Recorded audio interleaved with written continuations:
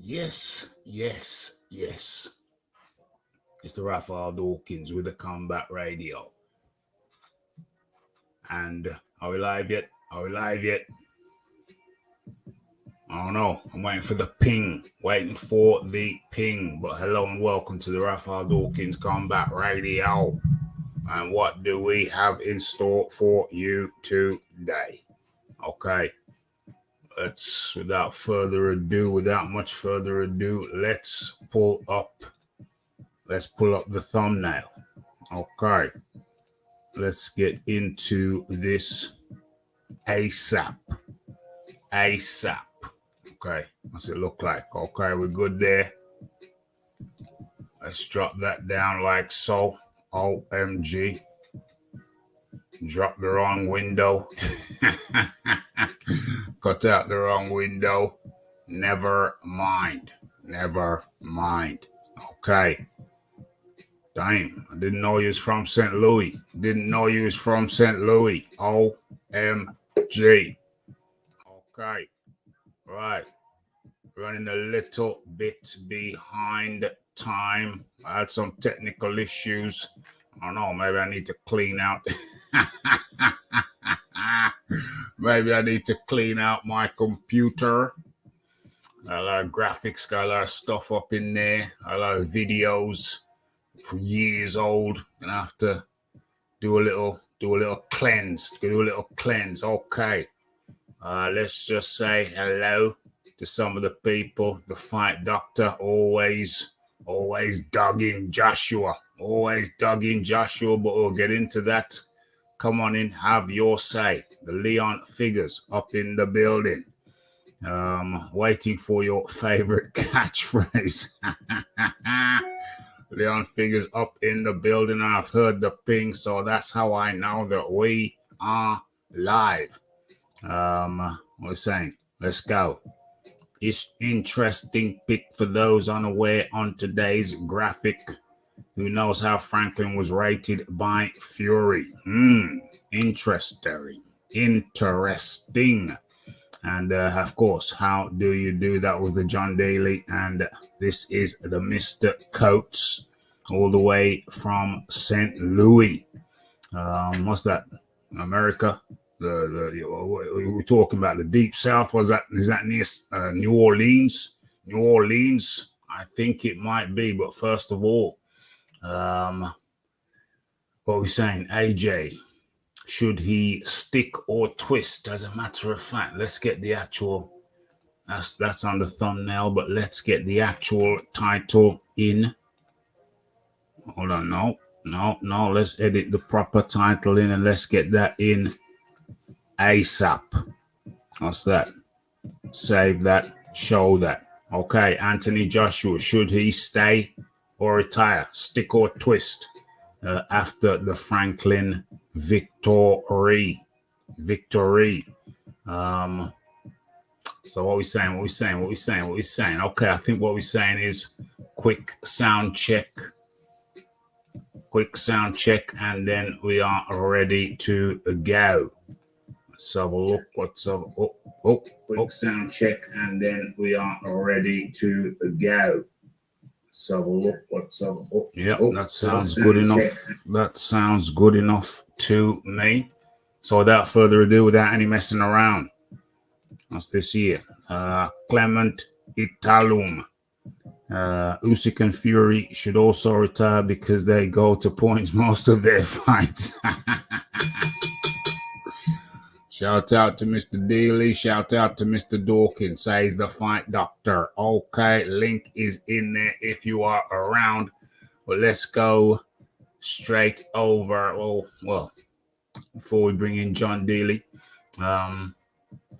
what do I want to say? What is my point of view briefly to start this thing off? Okay, so there's been a lot of talk around the water cooler that Joshua, he ain't the same no more. He's changed. He's different. Where is the aggression? Well, let me put it to you like this. That's a fair comment. It's a fair comment. But let me put it to you like this. Boxing is supposed The Anthony Joshua cheerleading contention in full foot. Let me tell you something, brother. Let me tell you something right now. It was you, Mr. Fight Doctor. You was the one who said, "Oh, we're going into the danger territory for Joshua now. It's the 6th round. It's halfway through. He's gonna gas. He's about to gas any second." And continually throughout the thing, you say, "Oh, the wheels are gonna fall off now. This is gonna happen. That's gonna happen. This is gonna happen to Joshua." That none of it happened. None of it happened, my good man. None of it happened. What Joshua did is he came in at 255 pounds. What's that? 18 stone something. Heavy. And he went through the 12 rounds at a good canter, at a good pace. Let me remind people. What's that there? What am I trying to do? Let me remind people of the art of boxing.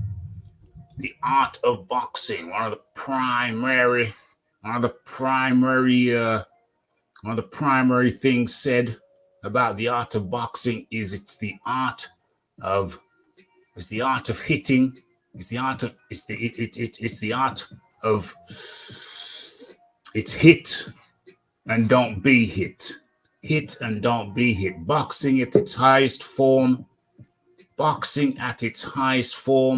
is the art of being able to hit, but don't be hit.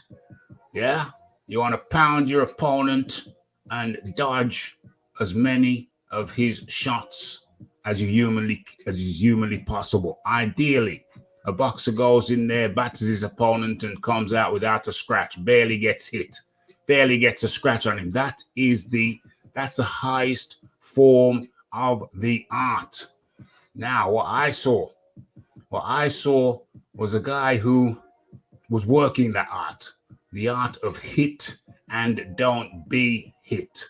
Could he have stepped on the pace? Could he have turned it up? Could he have put the turbo drive on at certain points? Yes, he could have done. But I'll put this to you. If what's his name now? It's Derek James. If Derek James were Anthony Joshua's trainer when he fought Joseph Parker, because Joseph Parker, that Anthony Joshua versus Joseph Parker, it told me a lot. It told me that there was 3 vital ingredients missing from the arsenal of Anthony Joshua. And it also said to me right about now, okay, you got to leave Barry McGuigan. Why? Not Barry McGuigan. You gotta leave Kraken. You gotta leave McCracken. Why? Because there were 3 key arts of boxing which to me was missing. St. Louis, home of Leon Spinks, Sonny Liston,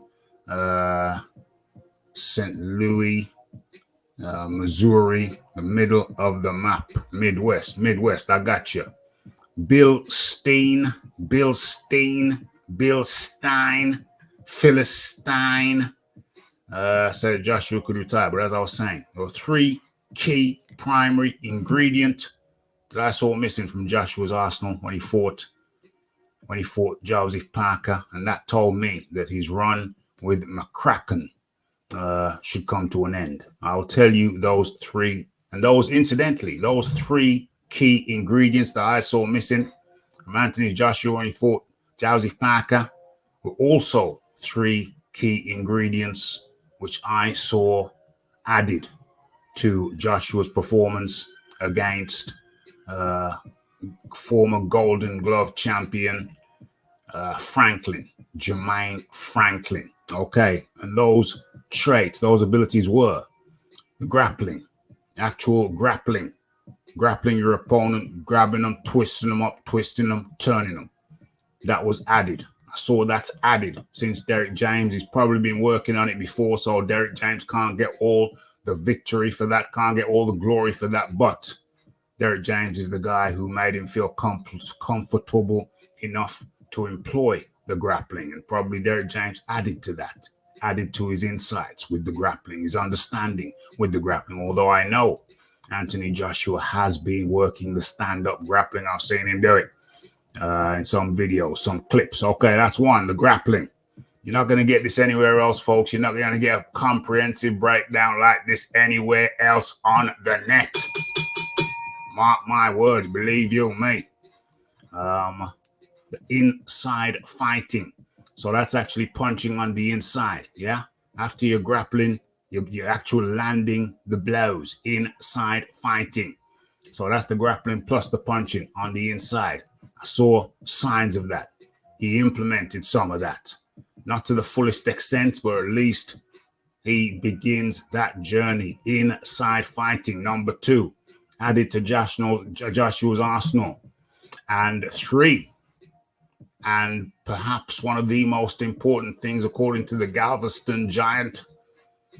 According to the Galveston Giant, he quoted it as one of the most important thing in boxing to him. And it's the feints. The feints, tricking your opponent, making them think you're going to do something, forcing them to respond and react. And you can tell what they're going to do from their reactions, what they would have done if you'd actually thrown the punch that you pretended you were going to throw. And so you build up a picture, you build up a map, you build up areas of vulnerability. You see that. And I saw that in this fight, Anthony Joshua's first fight under Derek James. I've been calling out for it for years. So we have the grappling, the inside fighting, and the feints added to Joshua's arsenal, and you ain't heard that nowhere else on the net. I guarantee you that. Tell me I'm wrong. And that's why you're here. That's why we have a select crowd. And with that, we're gonna have an open discussion. And let's start it off. Let's welcome in the fight doctor. But first, John D. Lee. John D. Lee, how do you do? Good evening, Raf. Good evening, John. Good to have you up in here on a Monday. Yeah, well, obviously, I think, I was expecting to be having this discussion. So. Of course. As did I. With the good fight doctor. So well, it wouldn't be complete. It wouldn't be complete with the internet's number one naysayer. It would be rude to not attend. It would be rude for him not to be here. Yeah. For goodness sake. Gentleman and all right. Yes. So we're just doing introductions. Let the fight doctor say hello, and then I'm going to go back to you to start off. Fight doctor's in the house on Rick James status as always. Good evening, gentlemen. Good evening. Fight doctor here, live and direct from Chirac. How you doing, fight doctor? We're going to talk to you shortly. I know that you're full of vitriol and all kinds of stuff ready to dash, hot lava, ready to dash on Anthony Joshua. But we're starting off with John Daly. Your thoughts, your observations, your feelings, your emotions, all of it. Okay. Well, the strangest thing, the biggest thing in this that I find peculiar is that there isn't really any doubt, questioning, concern as to whether he won the fight. I haven't heard anybody suggest that it was a close fight. Now, before the fight, the suggestion was if he lost, he should retire. Yeah. Now, the suggestion is because he didn't knock him out in 3 rounds, he should retire. So it seems there's a different standard applied to him, and we consistently see this. Now, was it the best performance of his career? No. Is there room for improvement? Yes. Does he look gun shy? Yes, he does. I think he does look gun shy. Is that an incurable problem? No. So those are my thoughts, and then we can get into it a bit deeper. I'm sure the fight doctor's got that to say. 100%. Okay, so that's the opening gambit. Did anyone catch the Carl Froch interview after the Joshua fight? No, but I think I saw a headline along the lines of Joshua hasn't been the same since Andy Ruiz won. And what do I say to that? I say yes. I say that is correct. I say Anthony Joshua is not being the same since Andy Ruiz won. He rushed in when he shouldn't have rushed in. And that's another thing I'll give some credit to Derek James for, because Derek James has, I believe, I'm coming to you, Fight Doctor, in a second.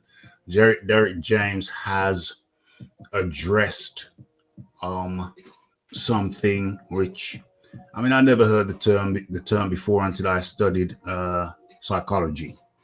That's the first time I heard this term, and the term is emotional intelligence. Emotional intelligence. Joshua showed poor emotional intelligence when he rushed in the third round. Was it the third round? I think it was the third round of the Ruiz fight. That's when he dropped Ruiz and then got overexcited. Poor emotional intelligence, and he let his emotions dictate what he would do next. And what he did next is that when Ruiz got in, he rushed in hastily. Poor emotional intelligence. Now, my question to you, Fight Doctor, before we go any further, and as you open the table with your points, my question to you, Fight Doctor, is: do you think? Maybe I shouldn't even ask you this question, but I'll ask it. I'll ask it. Do you think that Anthony Joshua, if Derek James was his trainer for the Andy Ruiz fight, do you think Anthony Joshua would have showed such poor emotional intelligence in rushing in the way he did? Because I put it to you, my dear fellow, and all assembled, my point is that Joshua fought the way he did due to not just Derek James, but I think he learned his lesson from that third round with Ruiz. So his own emotional intelligence was increasing anyway. But I think particularly under Derek James, he was all about fighting a controlled fight. An emotionally controlled fight, fighting to orders, fighting to directions. The number one priority was not the knockout, contrary to what some people think. In my humble opinion, the number one priority was to fight to orders and get the win. That was the number one priority. But that's just my perspective, point of view. Let's let the Fight Doctor open the table for his points. Fight Doctor, over to you. Well, it's difficult to say what Joshua would have looked like had Derek James been in the corner the night of the first Ruiz fight. It's because, we haven't seen enough of Anthony Joshua under Derek James. And then the Anthony Joshua that Derek James has received is a different guy than the guy who came into the ring against Ruiz for the first fight. So it's impossible to say, honestly, who Joshua would have turned out had his trainer been Derek James from the jump. It's just hard to say. Possibly he would have been a different guy, but he just hasn't spent enough time under James. He's only had the one fight, and he has not looked particularly impressive in the one fight under Derek James. So, based on what I saw Saturday, this guy probably loses to Ruiz in the first fight. If this guy had showed up on the night of the first Ruiz fight from last Saturday, that guy loses. Well, this guy wouldn't have shown up, obviously, because the guy at that time was Anthony Joshua the Destroyer. So this guy didn't exist back then. Exactly. That's the point that I'm making, is that Ruiz essentially, in my mind, has ruined Joshua, right? And Derek James is working with the remnants of what was once Anthony Joshua.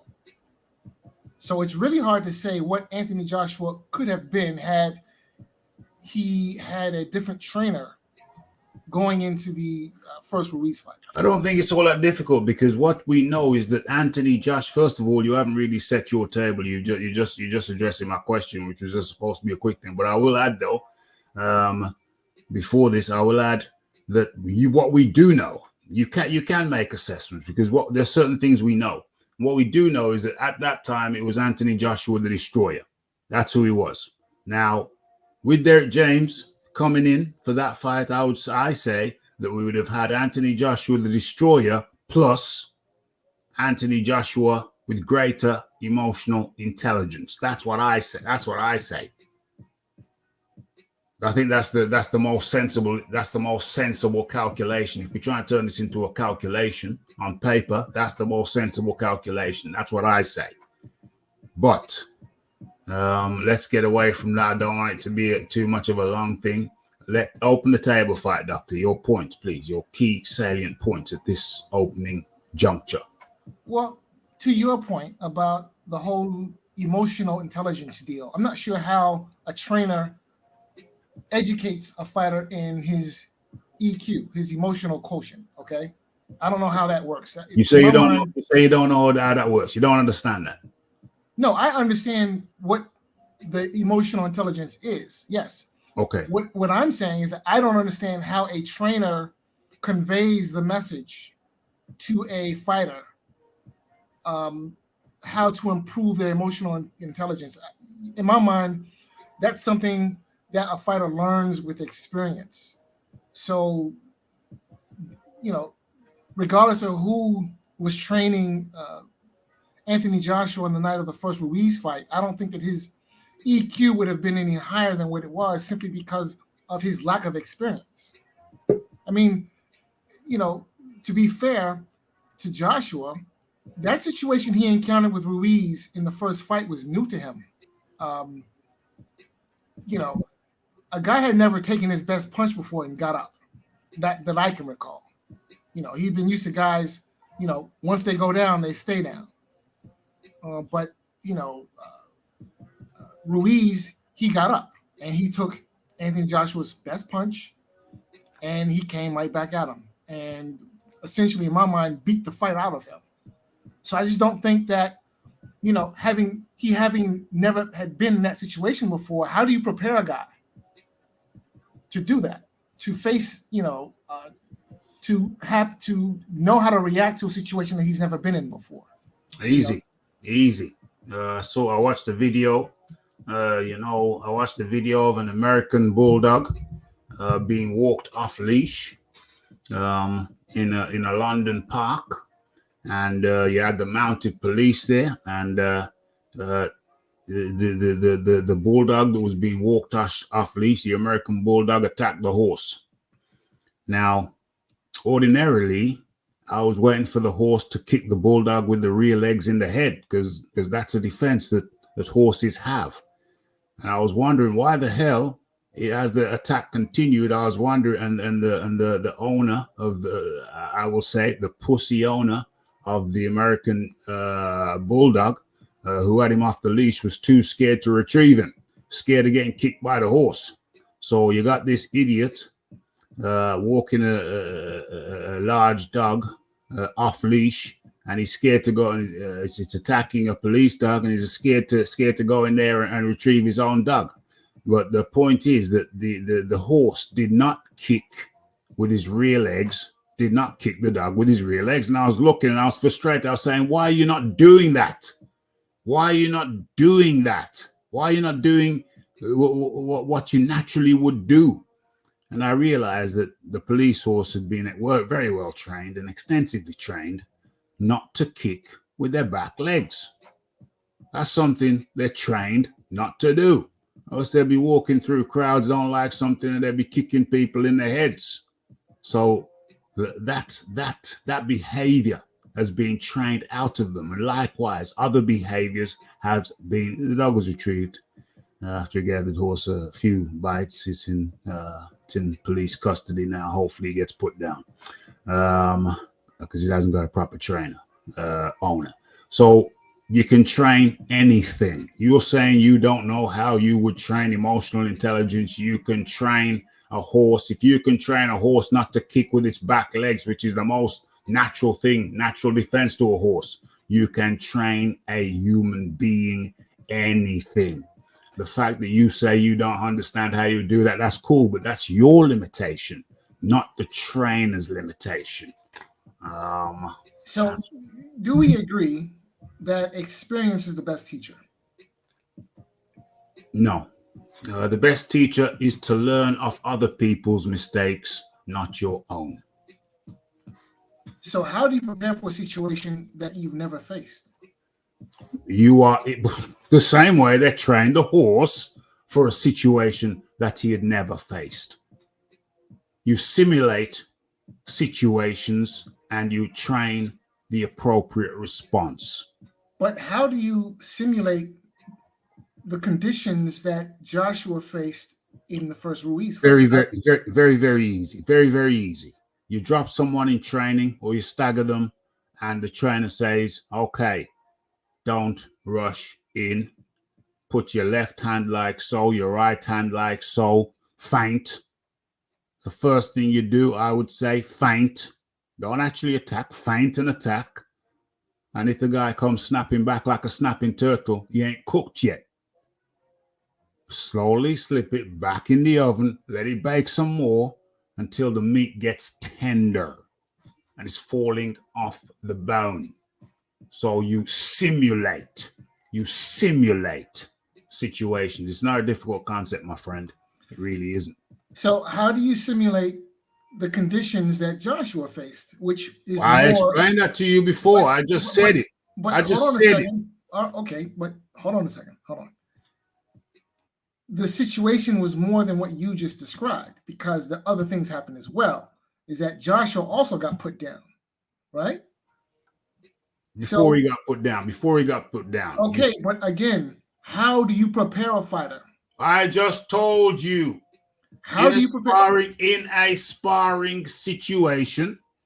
You have a man slightly staggered. Let's say you're not supposed to be dropping your opponents just like pins, like pinball bowling. But you stagger an opponent maybe, or you get him with a good shot, and then you say, well, okay, this is now your response. And in fact, you don't even have to have the opponent in front of you.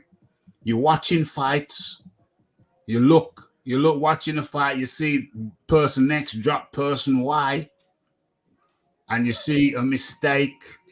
It happens in boxing all the time. They're rushing. I think you're missing the point that I'm making. The point that I'm making is that Joshua puts Ruiz down, right? Ruiz gets up and then puts Joshua down. Now, that's what happened.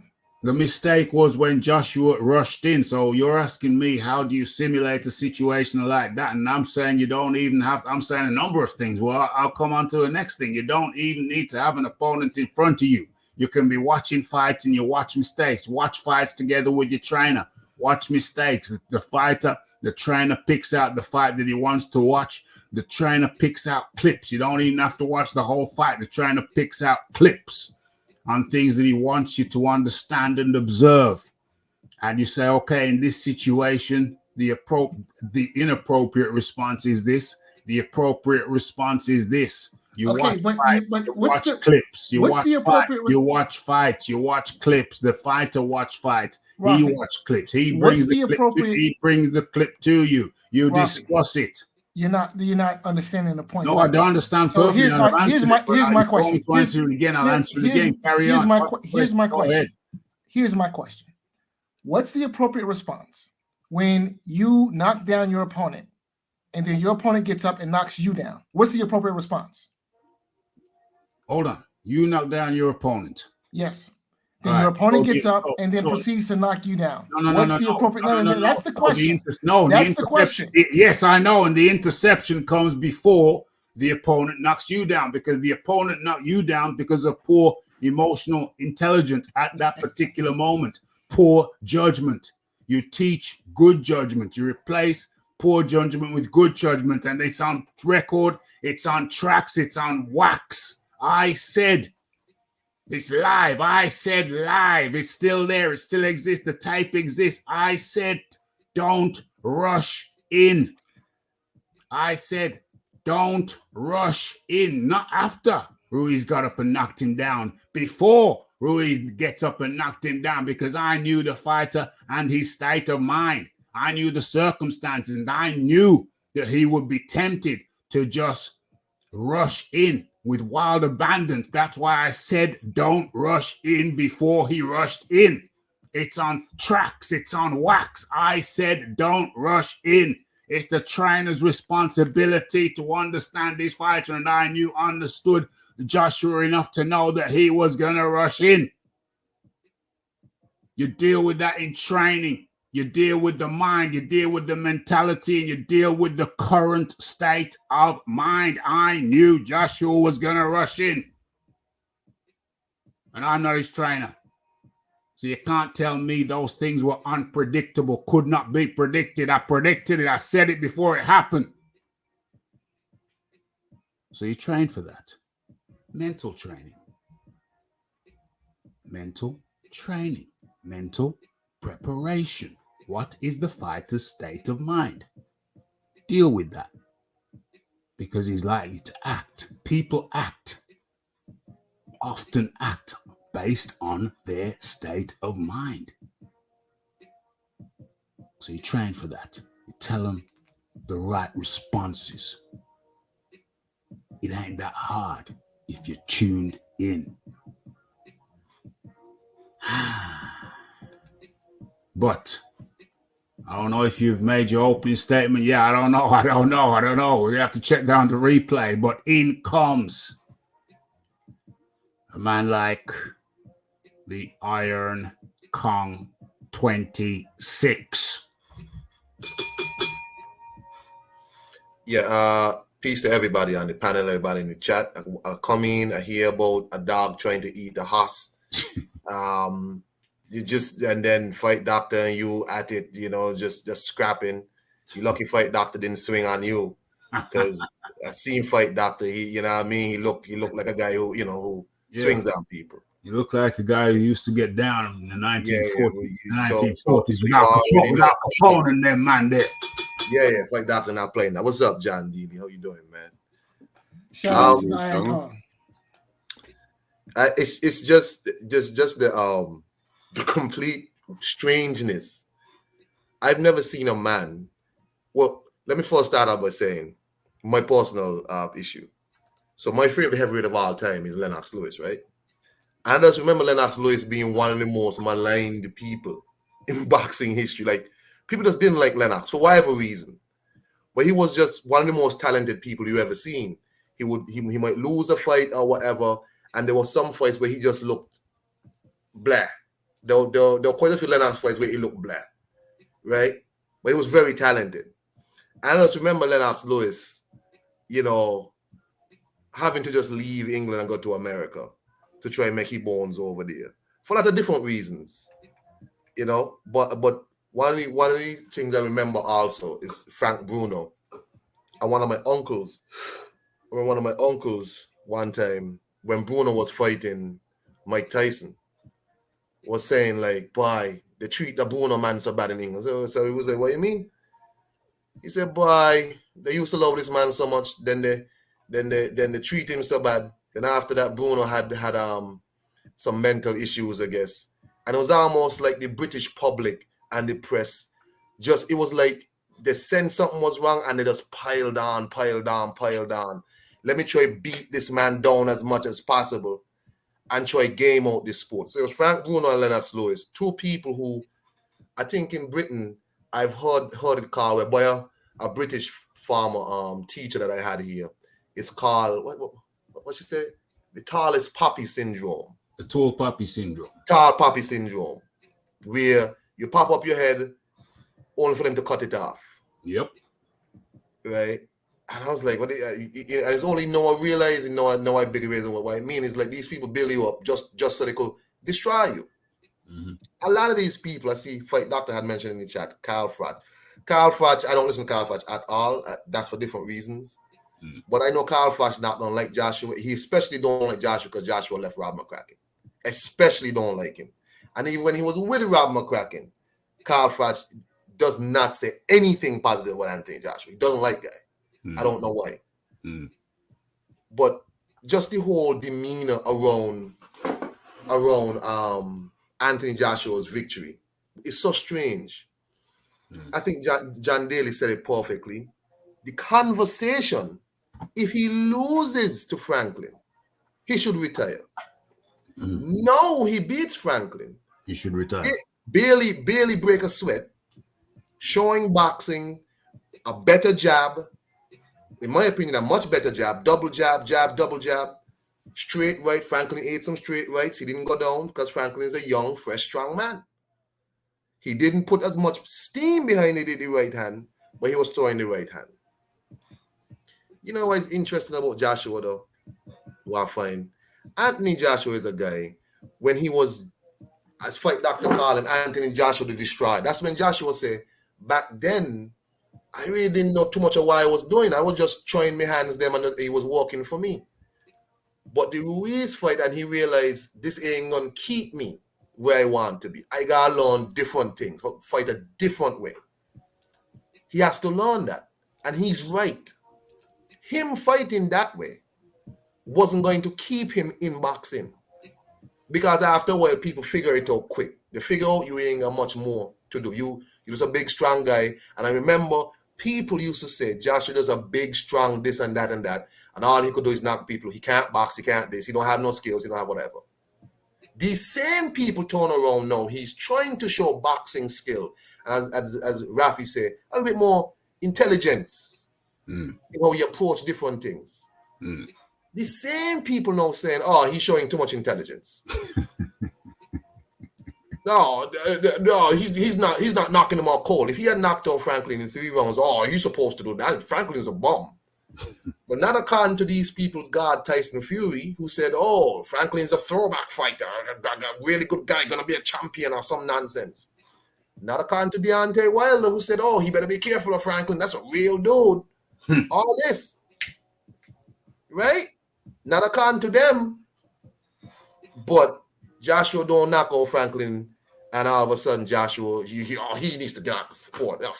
He's not like, he's not like Otto Wallin ran Tyson Fury around a ring for 12 rounds, tear his face open, and in a fight that should have been stopped. Yes.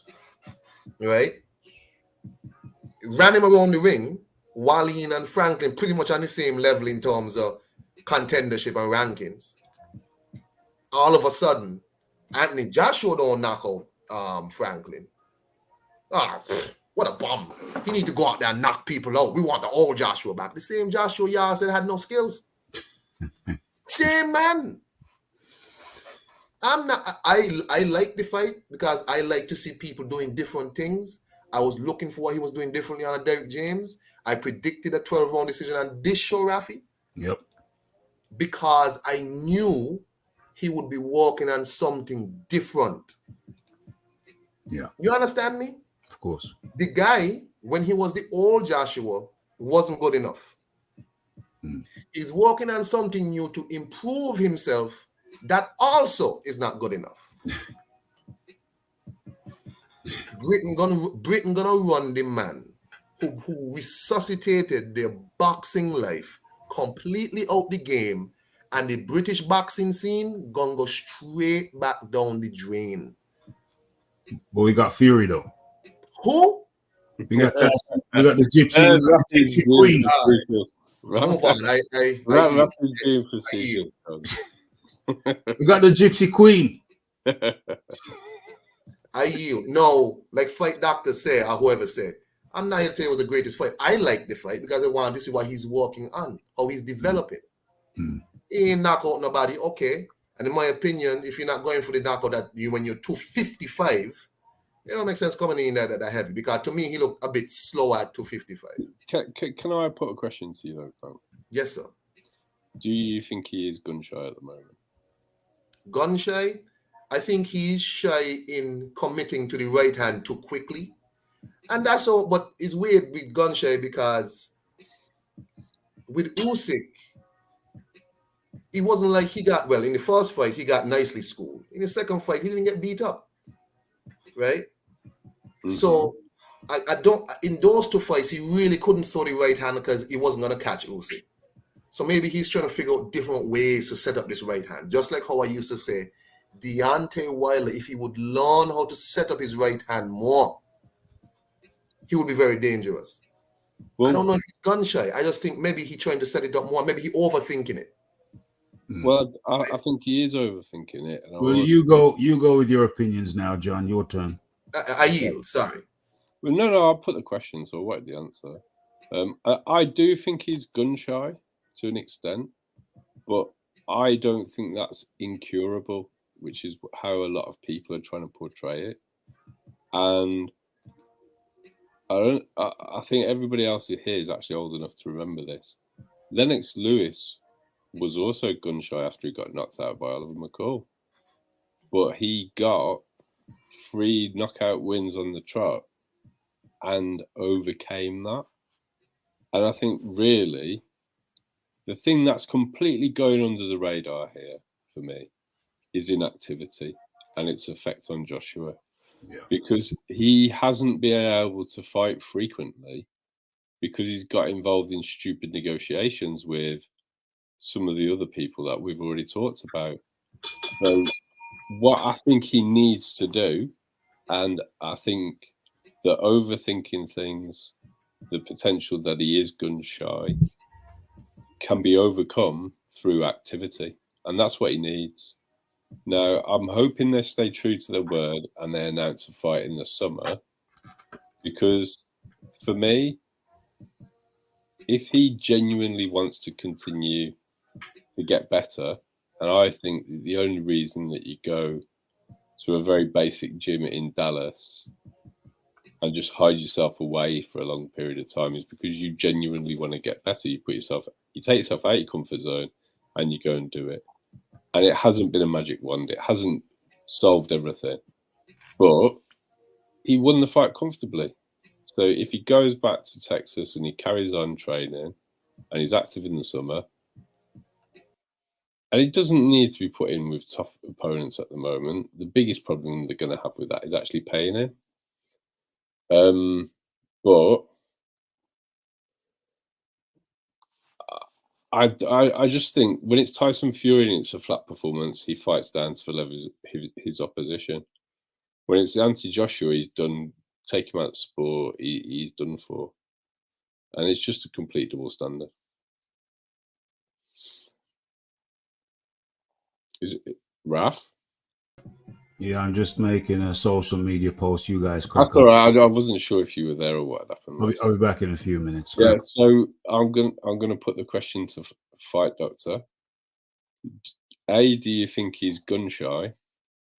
And B, do you think that's an incurable disease? Well, he's definitely hesitant to sit down on his punches. There's no question about that. If you want to call that gun shy, then perhaps. Is it incurable? You know, Humpty Dumpty fell on sat on the wall, and then he fell off.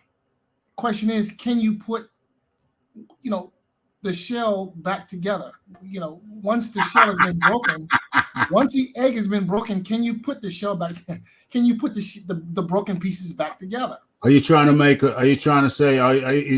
What is this? Some kind of mushroom omelet? Hold on a minute.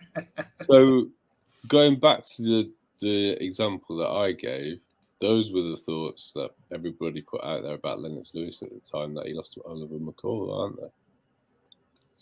You're old enough to remember that fight, Doctor. I'm pretty sure. Yes, sir. I remember that fight. I watched that fight the night it was broadcast live. Yes, sir. And then the combat fights, there was a lot of questions in the first couple of fights that he was never going to be the same, wasn't there? Well, I think there's two different circumstances because Lennox Lewis was just overall generally hated by the American boxing establishment. But if you go back and watch the Lionel Butler fight, Lennox Lewis does look gun shy. I don't remember that fight off the top of my head. But well, that's because it was it was a low level comeback fight, and he had a few after that. And I do remember that, and that was the accusations in the press at the time as well. Yeah, but I think there's some big differences between Lewis and Joshua in terms of how they lost that first knockout loss and. Well, go on, enlighten me. Well, for one, Lewis at the time had a better resume than did Joshua at the time of the Ruiz. Hold on a minute. I don't think that's very reflective of the situation. How is Lewis's resume better at the point of the Oliver McCall loss? Well, let's just look at some of the names that was on his resume. By the time of the McCall loss, he had already beaten Razor Ruddock. He had beaten Ray Mercer and a few other guys. And if you look at Joshua up until the Ruiz loss, I mean, who had he really beaten other than a 40-year-old Vladimir Klitschko? I mean, his resume reads like but at the same time, who's available in the division? In terms of top 10 fighters that he's fought, he's still fought most of the people in the top 10. Yeah, but Lewis you can only fight the level of opposition that's there. And so that's I don't know. And another thing, like Razor Ruddock, how good was he really? Yeah, so Ruddock was considerably more dangerous than most, if not all, of the fighters on Joshua's resume. So you're telling me that Razor Ruddock is more dangerous than Vladimir Klitschko? At the time, yes. At the time Lewis fought him, and at the time Joshua fought, yes, without question. In fact, Ruddock was the favorite going into the Lewis fight. That's a fact. I remember that fight. I watched that fight. The night it was broadcast live. I'm not even saying Razor Ruddock is a bad opponent, but to say that, because I'm looking at BoxRec now, and I mean, you've got Tyrell Biggs, Razor Ruddock, Tony Tucker, Frank Bruno are his best opponents before he lost to Oliver McCall. Can you argue that Frank Bruno is better than Dillian White? Yeah, probably. So Lewis came up. Tony Tucker, is he really better than? Yeah, Lewis, and I don't think this is really even open to debate, but Lewis came up in a much tougher heavyweight era than Joshua did. Right? I think that's fair. Yeah. So I agree with that. Lewis, what's the point? Yeah, I think that's fair. The point, I'm not against that. So the point is that Lewis had better seasoning at the time of his first loss than Joshua did. And above and beyond that, Lewis is a much better fighter. So, I mean, this comparison really, in my mind, I'm not here to say that Anthony Joshua is anywhere. Hold on, John. Let me ask you a question. I'm not trying to make that comparison. Let me ask you a question. But if Lennox Lewis was a better fighter, when he got knocked out by McCall, wouldn't it then be a bigger shock than Joshua, who was a novice guy, getting knocked out by Ruiz, who's much more experienced than him in terms of amateur experience and all that, right? So Joshua getting knocked out by Ruiz, wouldn't then be such as big as Lennox Lewis. Lennox Lewis getting knocked out by Oliver McCall. Like, did anybody pick Oliver McCall over Lennox Lewis? That real talk. I mean, y'all are older than me, No, nope. I don't think anybody was picking. So Lennox Lewis getting knocked out by Oliver McCall what then sounds like a bigger upset than a Ruiz over Joshua, because Joshua somehow was a bum. He didn't fight nobody. I can't tell you. Lennox Lewis though beat Ruddock and beat Bruno and Tony Tucker and et cetera, getting knocked out by Oliver McCall. And I do remember them years after when Lewis was somebody who was very much maligned. People say, I don't like to see him fight. He's this, he's that, he's boring. He doesn't have a chin because he got knocked out. Exactly, you understand. But what I'm saying here is, and to the Mr. Courts in the chat, he's shy of opening that chin. Yes, boxers hide their chins. That's what boxers do. No boxer That's what you're supposed to do. Are you an idiot? Well, Tyrell Biggs, not Tyrell Biggs, Franklin has got a good chin because he keeps it so well tucked. He doesn't get Fight hit Doc. on the chin. That's Tell why this he's never good person. down. He doesn't get hit on the chin. Fight Doc, tell this person, no boxer is advised to open up their chin. Yeah. So listen, Bernard Hopkins used to talk about this a lot, about the proper way to stand. And in your boxing stance, one of the things you should do is tuck your chin. He used to preach about that. Tuck your chin. In fact, Tank Davis was talking about this the other day with regard to his fight coming up with Ryan Garcia. And there's a clip that you can go out and see. I forget whose YouTube page, but there's a clip of Ryan Garcia getting knocked down, and what you see is him catching up a left hand because his chin is up in the air. This is boxing 101. You tuck your chin. Ryan's known for walking around with his chin up. Yeah, but that's a low camera. And that's why I think Tank's going to win. I don't like Tank. What I'm saying here is, and we had this conversation before about fighters. Let me tell you something, man. All fight, you don't have to show me how tough you are. You don't have to. If you can avoid getting hit as much as possible, that's the point of the game. Exactly. Not to get hit. Don't tell me nothing about, oh, you don't want that chin. Yes, I would prefer any boxer to not open up their chin. Are you stupid? He also took some shots from Franklin, by the way, and didn't bother him. But Franklin, everything Franklin had, but Franklin's not exactly. All I'm saying is, when I hear people talk like this, it's almost like for another boxer, them being smart in the ring, not taking damage, is what you're supposed to do. For Anthony Joshua to limit his damage at 33 years old, by the way, which is wise for any boxer at this age, because this is not young Anthony, he's not 20-something years old Anthony Joshua. This is now close to the end of, boxing Anthony Joshua.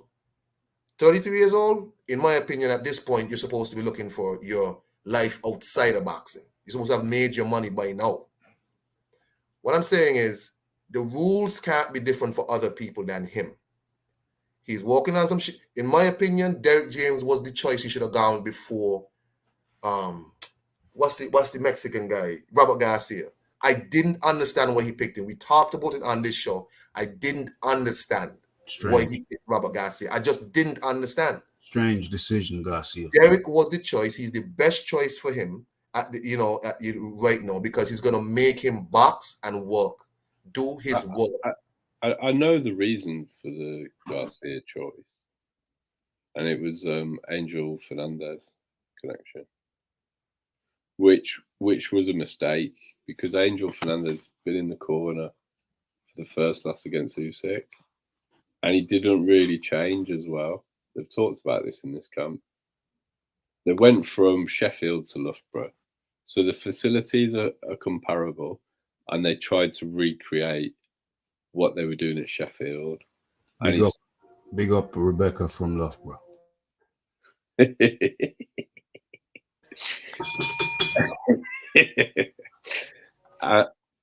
And so there wasn't really a significant change, and it was a mistake.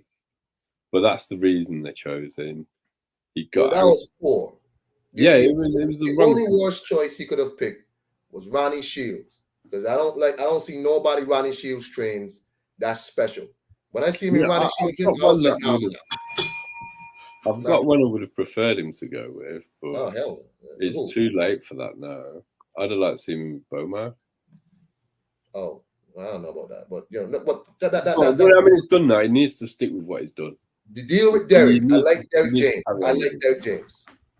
I like that Derek James, a guy who gone. Let me, it might sound weird to say, but sometimes you gotta be around people that you kind of connect with on a personal level. And it sounds like him and Derek James connect on a personal level. They talk, they reason, and that I just didn't get the Robert Garcia connection. No, John explained it. That was a bad choice, but whatever. All I'm saying is, it can't be this guy go out there, win a fight comfortably against a guy where a lot of people were saying beat Dillian White, and he gave Dillian White all the work. He comes in, pretty much dominates this guy for whatever rounds, And I've said before on this show, Joshua don't fight people who's much smaller than him well. I don't like when he fights much shorter people. We've had this conversation before. Anytime he fights people who are much shorter than him, it doesn't work out particularly well. Same with Takam and all, he kind of takes a while to deal with them. But when people are his size, when he's punching across or he's punching up a little bit, he gets on them people more. So if people like Horgovich, who said he would destroy Joshua and blase, I think they should run up and get done up, in my opinion. Okay, yeah, for real. Let me just come in there on the point of connecting with your trainer. It's essential. It's essential that you not only respect your trainer, but you have a connection and you feel that the trainer is concerned for your well-being overall. When I was a kid going through the boxing gyms, I had to keep on moving because I was always saying, oh yeah, we'll get him in the ring. And in the meantime, I'd only been at the gym for like a few weeks.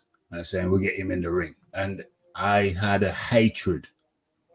I had an automatic and instant hatred for those trainers because even though I was young, I evidently still had some sense. And I thought, hold on a second. You haven't gone through the lexicon. You have not gone through the lexicon of moves with me.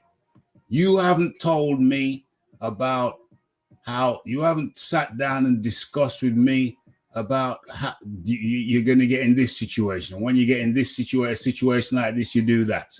When you get in a situation like that, you do this. You haven't gone through the lexicon of things that can go wrong and how I'm supposed to respond. But yet you motherfucker, pardon my language, you motherfucker are talking about putting me in the ring without giving me all the tools that I need to rescue myself if things turn bad. And I kind of had a bit of a hatred for every trainer that I heard say that. Every trainer I walked into the gym in a few weeks later saying, oh, we'll get him in the ring. I'd say, you haven't taught me everything I need to know, but yet you want to put me in the firing line without the necessary defenses? Get the out of here. You know, so that's why having a relationship with your trainer, to me, is very, very important. That you need to feel that they care. You know what I mean? What I'm saying, my amigos across the pond, is that the reason he's not throwing punches is because of the risk of getting that chin touch. He's scared. Okay, so let me address that. I believe that there is some residual scar tissue from Ruiz 1, and that may make a person more cautious.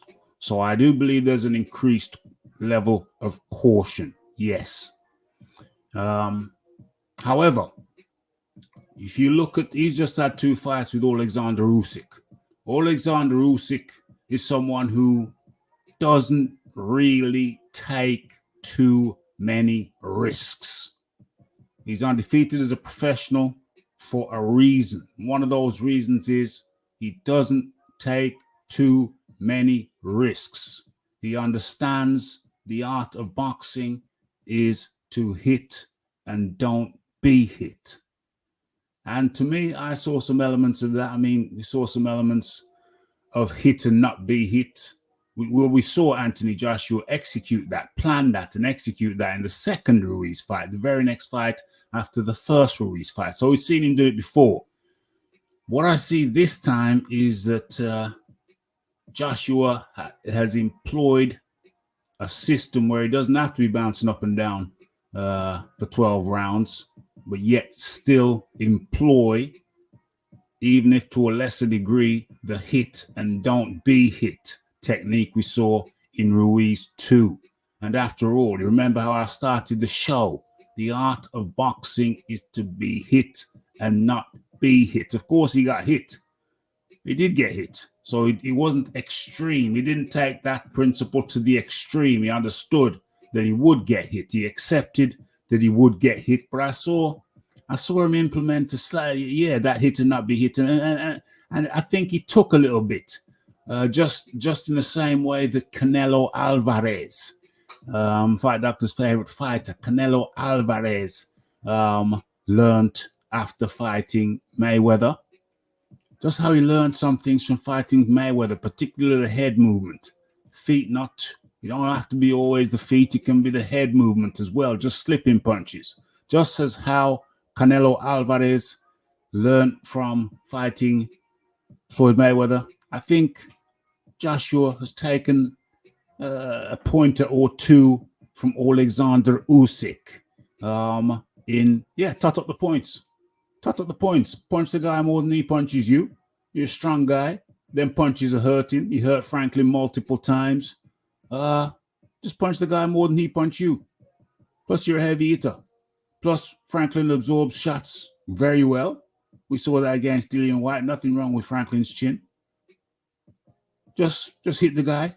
You're a hard puncher. Hit him again. And he executed the plan very, very well. Now, is there no, I think that's a success. I'm the teacher. I'm giving you a tick for that performance.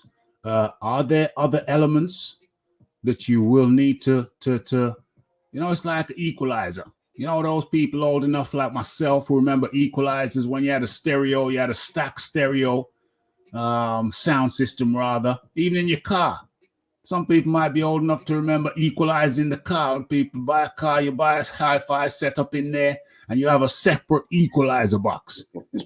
You know what I mean? I'm sure. I'm sorry, Rafi. Hold on. Did you have one of them sets where you had the little slides that go up and down? Yeah. The equalizer. Yeah. I personally never had one, but I know many people did. They had the equalizer with the slides going up and down for the frequency. They got to get it. Yeah, for the equalizer in the car. I never had one, but some other people had one. Rafi had a Sony Walkman with an equalizer on it. There we go. people. I had a head unit in my car that had the EQ built into it. Oh no! There you go. The equalizer, the EQ. So yes, am I saying that with the equalizer you're not going to tweak things? Of course you're going to tweak things. Going into the next fight, he's going to look at the equalizer and say, well, heavy right hand. You're going to push that up on the equalizer. You're going to push that up, heavy right hand. That will go up. Okay, so since you brought up the next fight, my question is, where does Joshua go from here? Where does Joshua go from here? Me personally went through this last week. No, not last week. On Saturday. But yeah, F.A. Jagba, Otto Wallin, what's that short guy called? Hunter. Michael Hunter. Michael Hunter. Those are three. F.A. Jagba, Otto Wallin, Michael Hunter. Those are my three. Ergovich.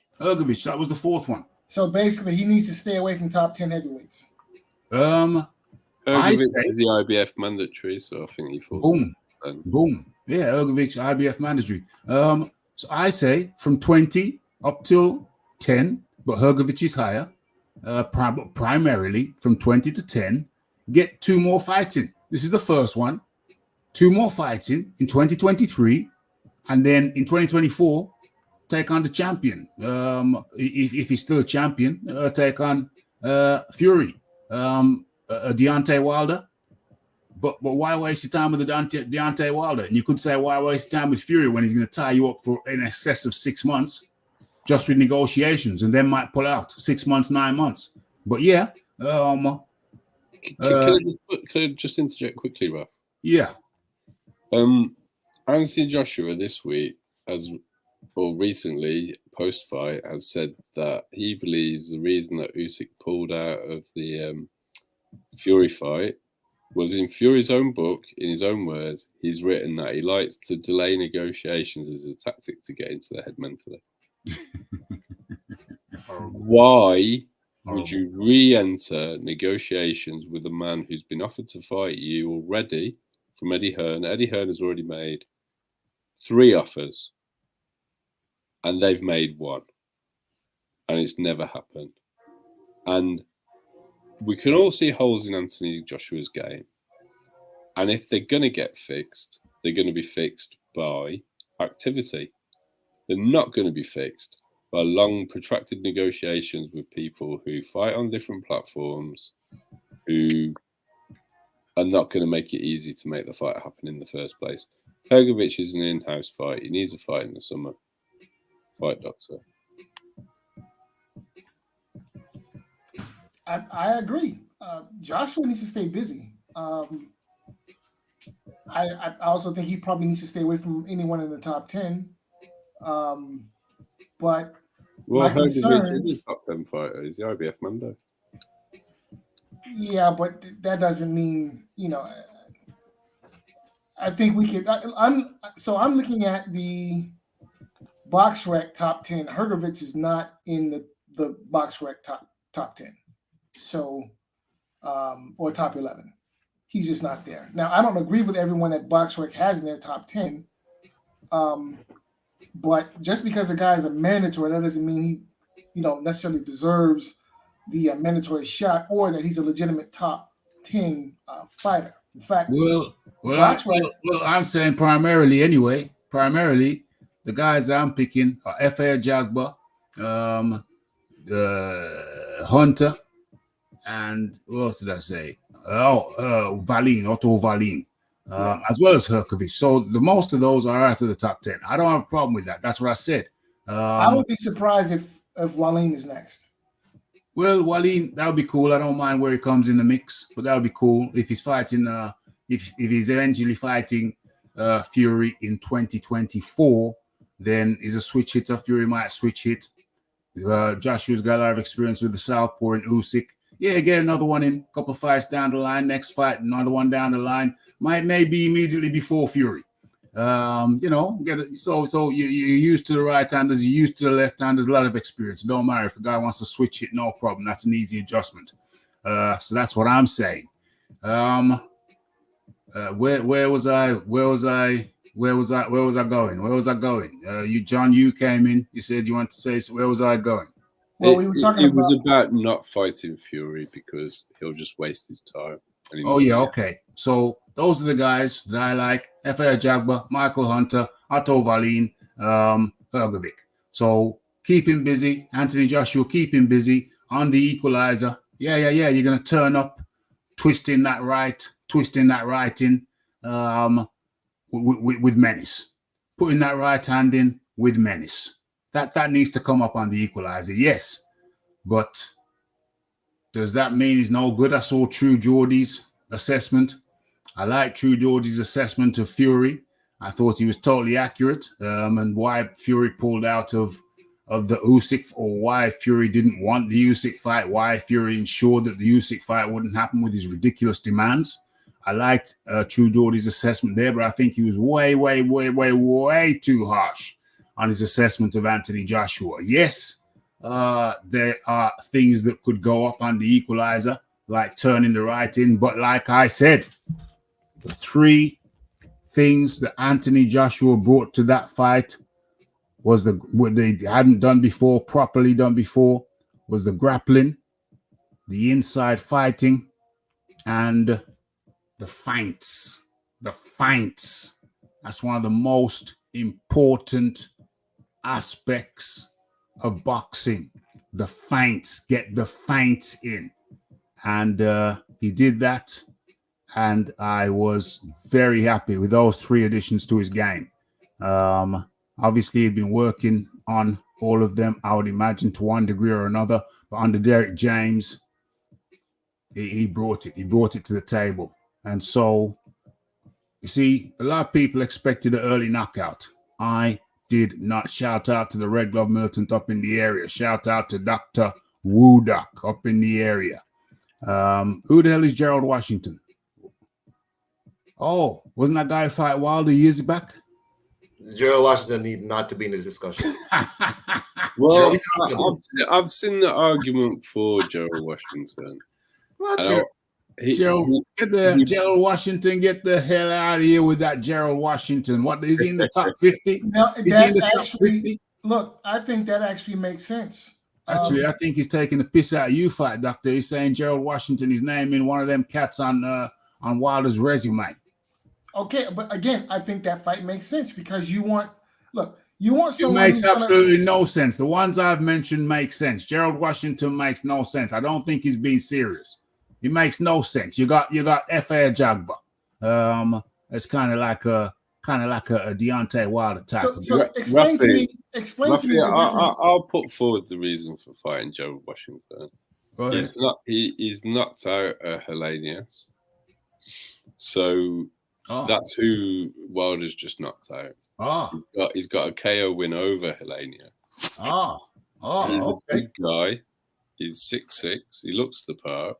And most likely he would get knocked out by Joshua.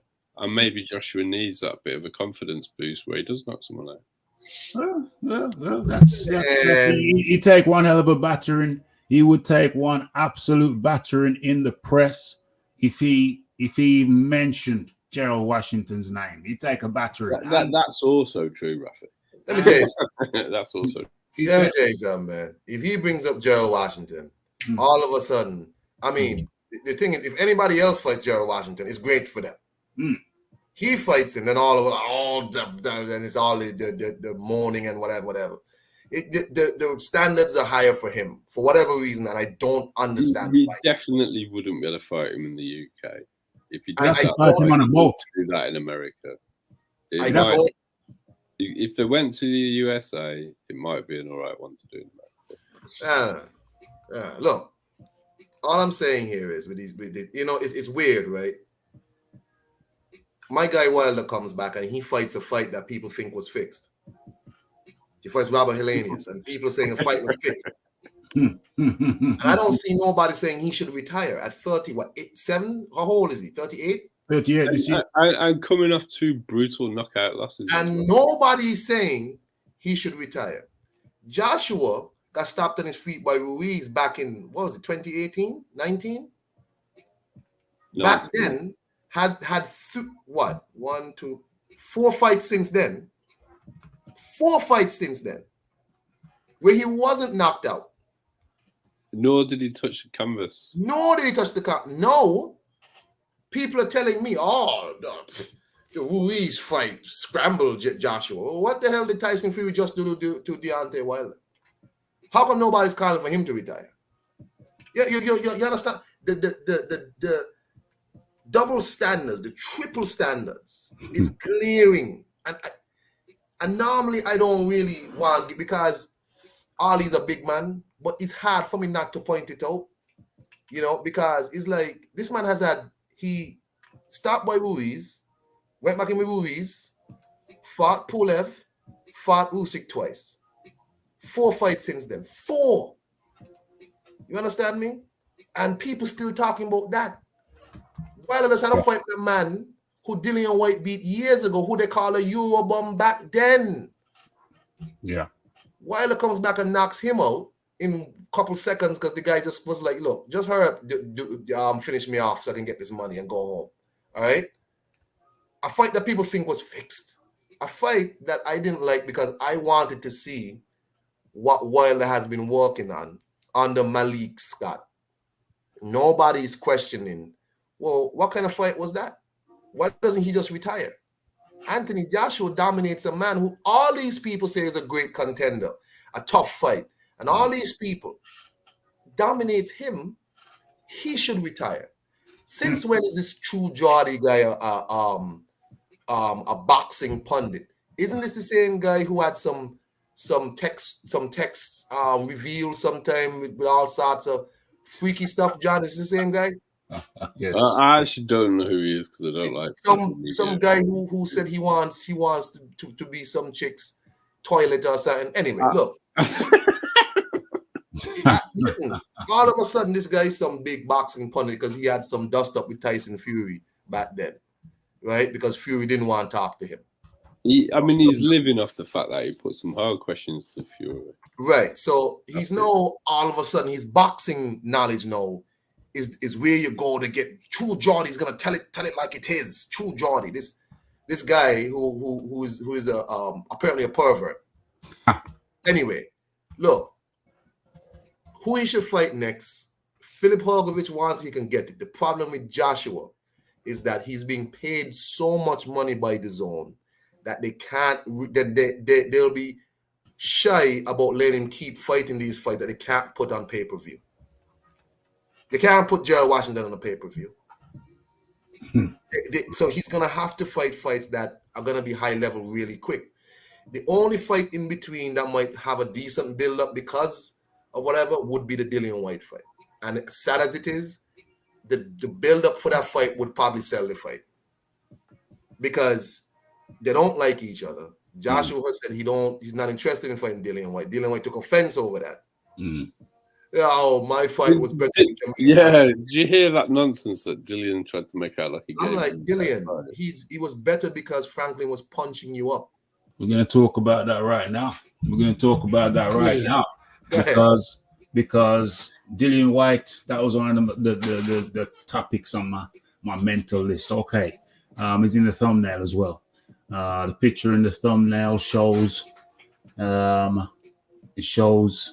Franklin putting some work in on Dillian White, but the way Dillian White remembers it, he beat Franklin easily. Well, I'm sorry, Dilly, me old boy, but you did not beat Franklin easily. That was a 50-50 fight on my scorecard up until the 10th round, up until the 11th round.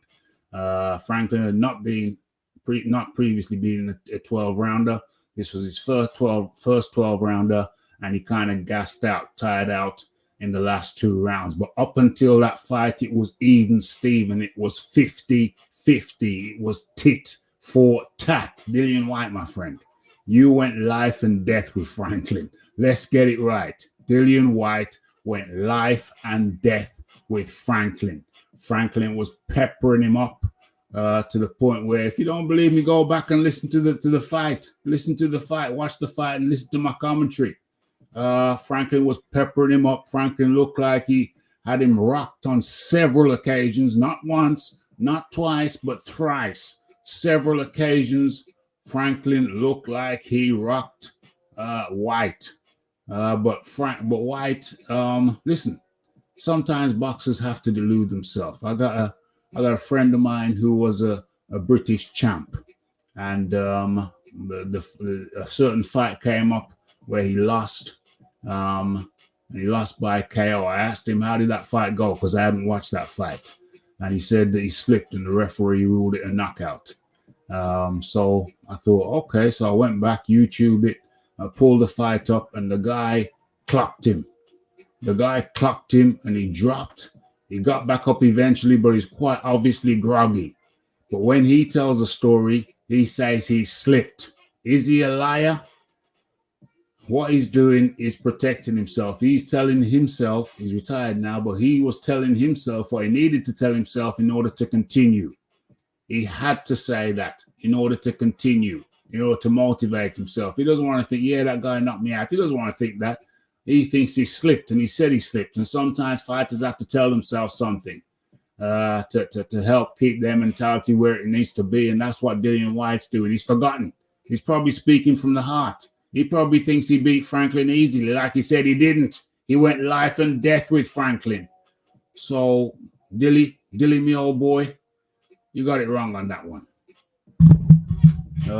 Move it along to the fight, doctor. What were you saying about Franklin versus Dillian White? Did you see that fight?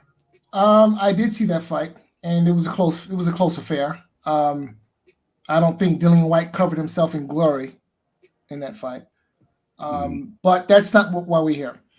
I think the Dillian White fight for Anthony Joshua is a very dangerous fight for a couple of reasons. One, Dillian White knows how to box. He is also heavy-handed. And I don't think that he is what you would call the tomato can, meaning the guy who's coming to collect a paycheck. I don't think he's that guy yet. I think that Dillian White would get up for a fight with AJ. And,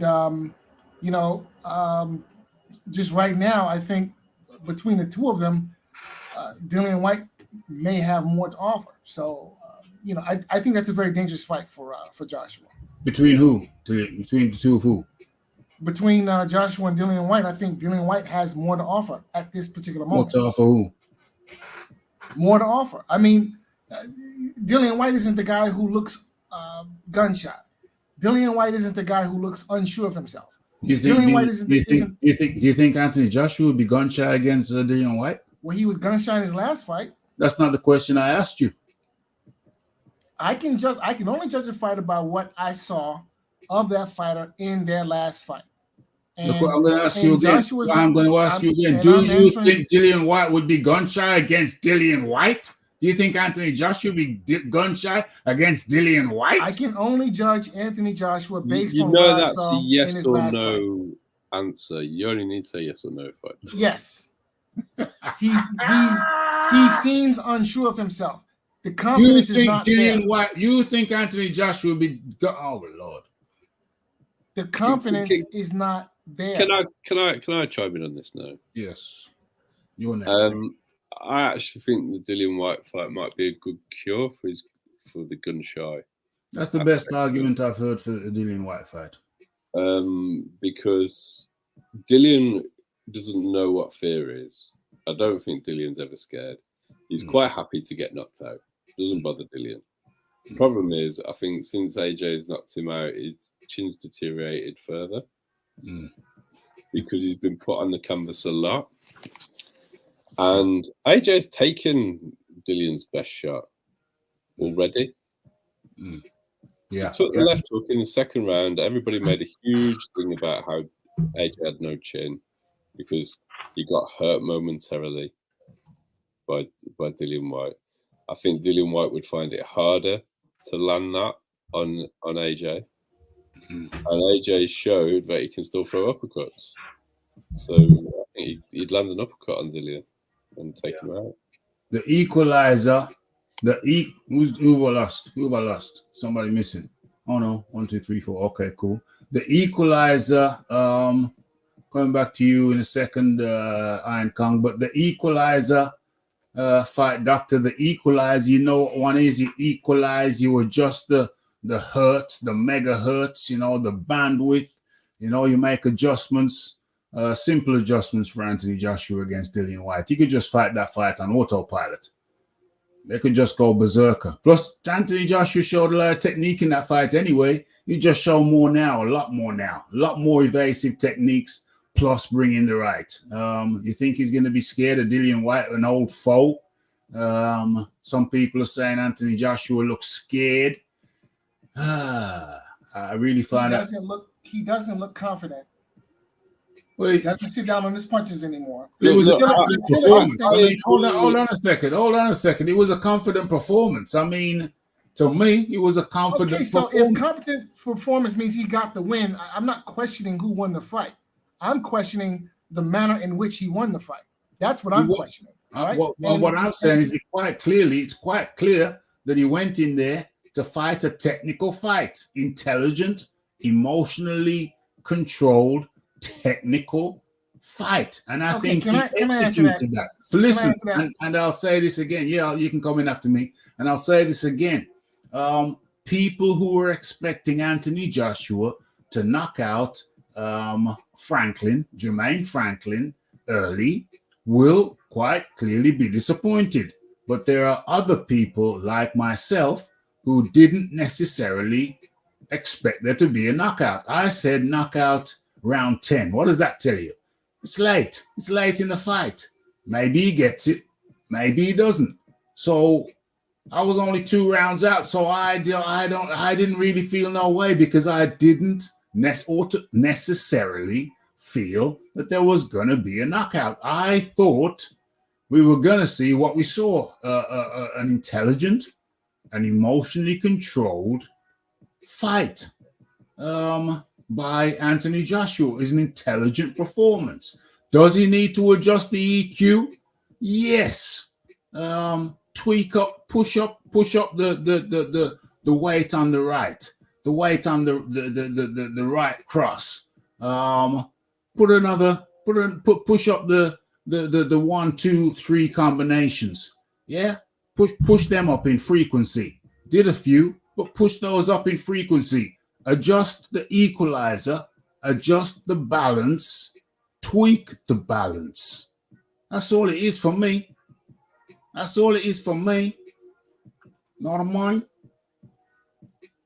Okay, now that we've got the cheerleading out of the way. That's not cheerleading. That's an objective. That's what it that sounds is like an to me. objective overview of the fight. Well, hold on a minute, fight Okay, doctor. Let me ask you some questions. Yes, sir. No. Let the fight doctor answer his question.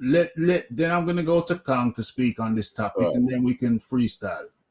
Okay, so you brought up an interesting point when you talked about his technical acumen, right? So yes, there wasn't like he had a good jab.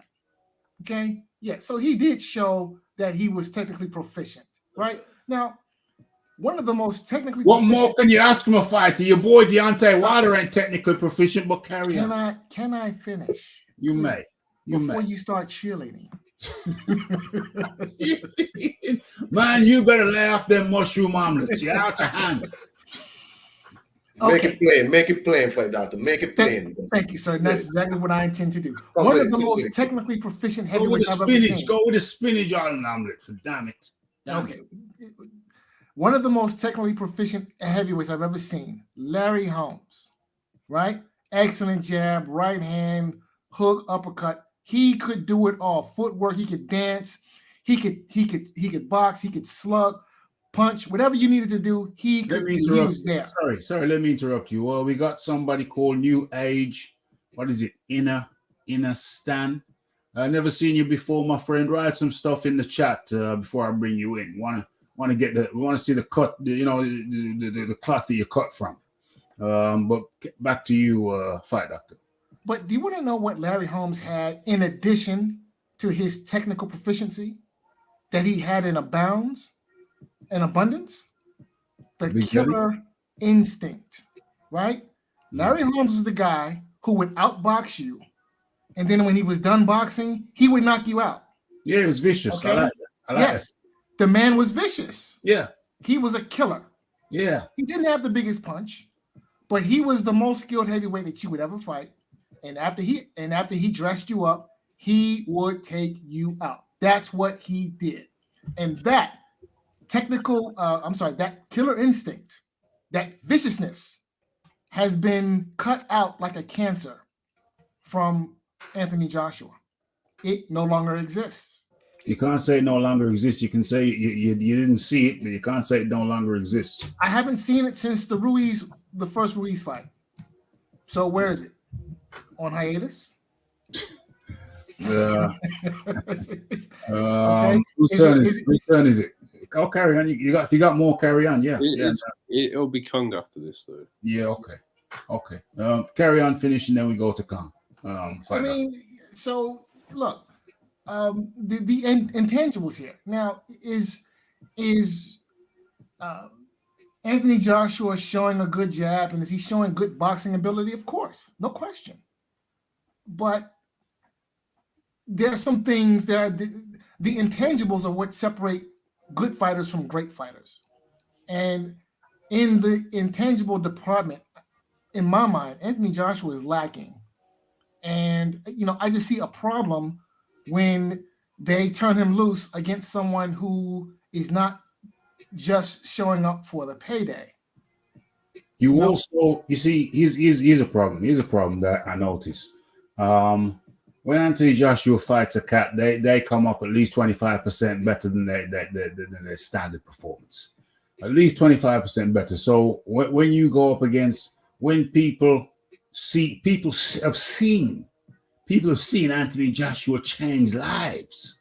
They saw Andy Ruiz go from a Ford Escort to a fleet of high-end cars. The Lambo truck, the Rolls Royce, the Ferrari, the Porsches.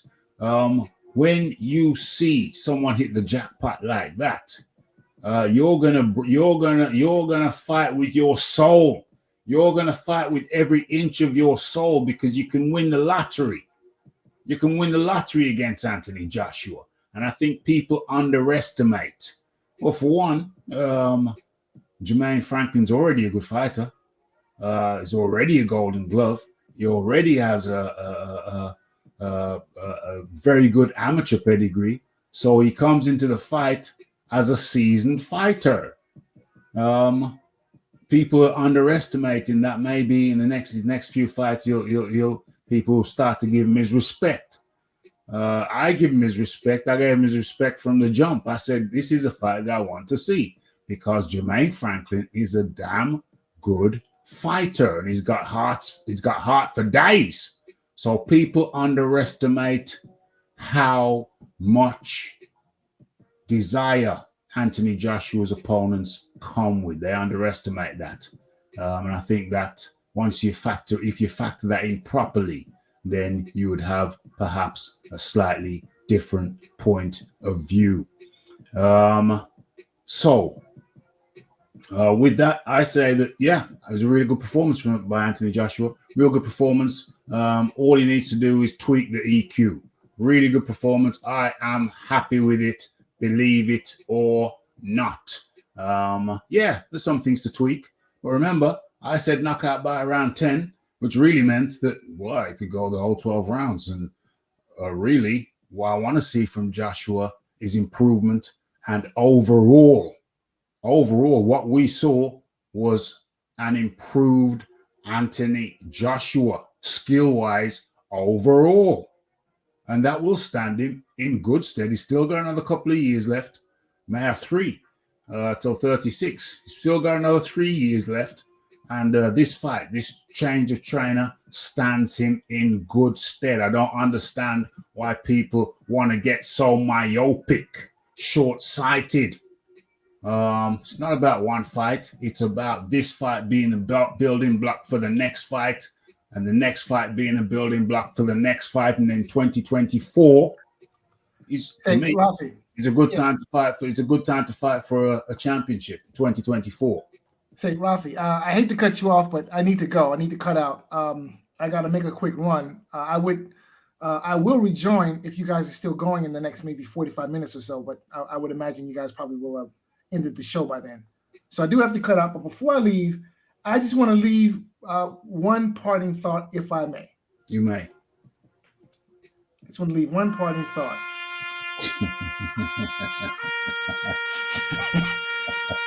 Here lies Anthony Joshua's career.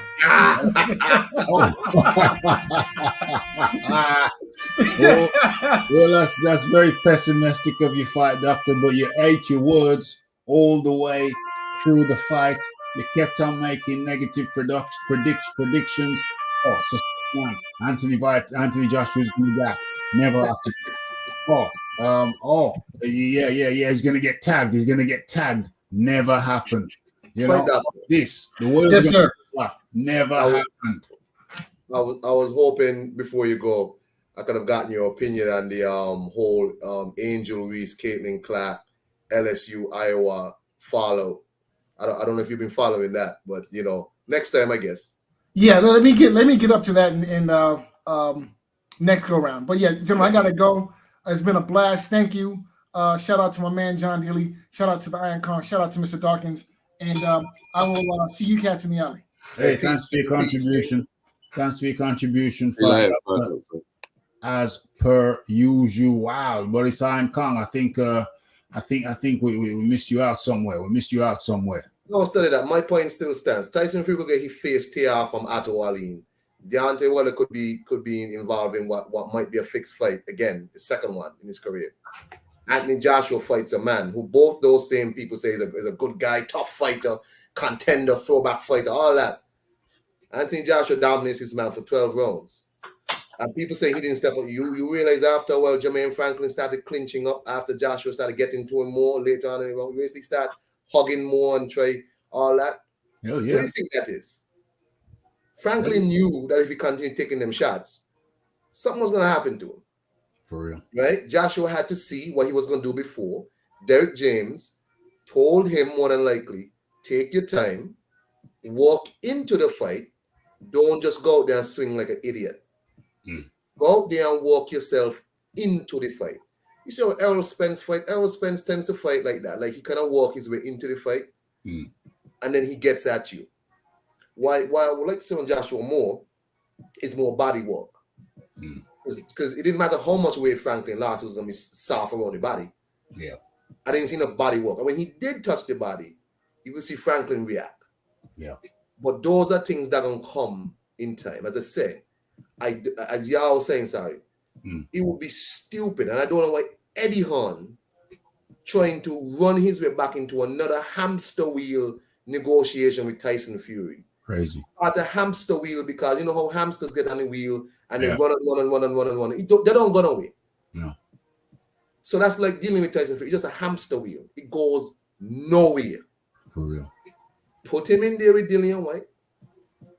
Put him in there with Philip Horgovich. And that's your 2 fights, your 3 fights for the year. As John Daly said, this man need a lot of activity. For the last 2 years or so, his career has been a shambles because of these hamster wheel negotiations. Yeah. It's the same thing what happened with Wilder. Hamster wheel negotiation. It goes nowhere. And all that serves to do is stifle Anthony Joshua's development. That's all it does. This guy, out of these 3 big people, Fury and Wilder, he has the less fights, less ring time. Yeah. And he needs a lot of activity. Going back into a hamster wheel negotiation with Tyson Fury, another nonsense roundabout way. Wilder is looking for some big fight somewhere. I don't know what he's trying to get because nobody seems. Is it Ngannou? Ngannou. Nobody seems to know. If it's Ngannou, that's a big money fight. Good for him, go make your money. But well, there's Ngannou, and then there was talk, and that leads us nicely into the talk about where is it? There's talk about Ngannou. There's talk about Philip Hergovic, but we've received news. Received news via Telegram that the WBA. What's going on here? The WBA have called for talks to start between Alexander Usyk and Daniel Dubois. So those are the talks now. WBA orders Alexander Usyk versus Daniel Dubois. Okay, so where is it?